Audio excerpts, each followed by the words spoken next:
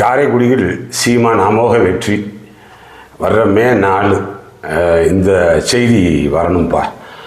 இது கருத்து கணிப்பு கிடையாது.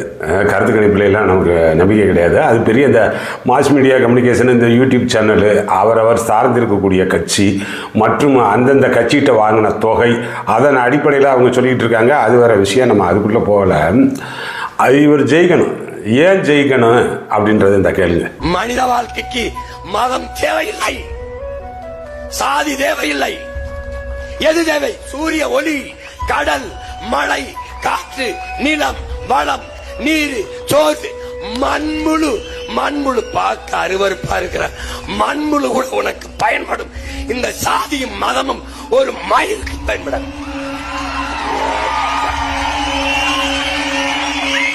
கட்டிக்கிட்டு அழுகுதா இந்த சமூகம். திரு சீமான் அவர்கள் பேசியதை நாம் வரவேற்போம்.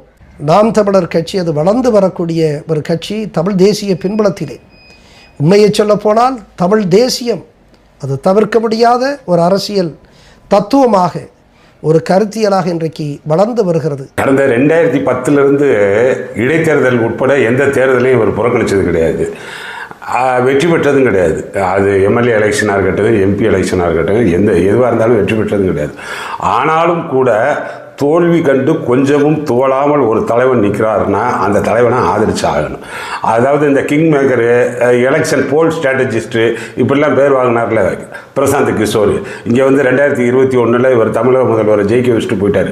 ஏகப்பட்ட ஆள் தமிழக முதல்வர்னு இல்லை, நரேந்திர மோடியவே 2014 பிரதமர் ஆக்குறதுக்கு வேலை பார்த்தாரு, மம்தா பானர்ஜிக்கு வேலை பார்த்தாரு, ஜெகன்மோகன் ரெட்டிக்கு வேலை பார்த்தாரு, இதெல்லாம் பார்த்தாரு.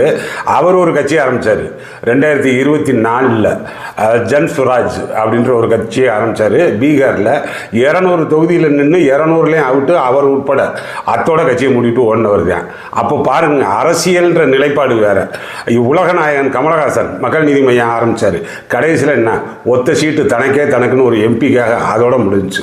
அதெல்லாம் தாண்டி இந்த தலைவன் தன்னம்பிக்கையோட மக்களை நம்பி மக்களுக்காக பேச்சு நிற்கிறாருன்னா இவர் ஜெயிக்கணும், கட்டாயம் சட்டசபைக்கு போகணும்.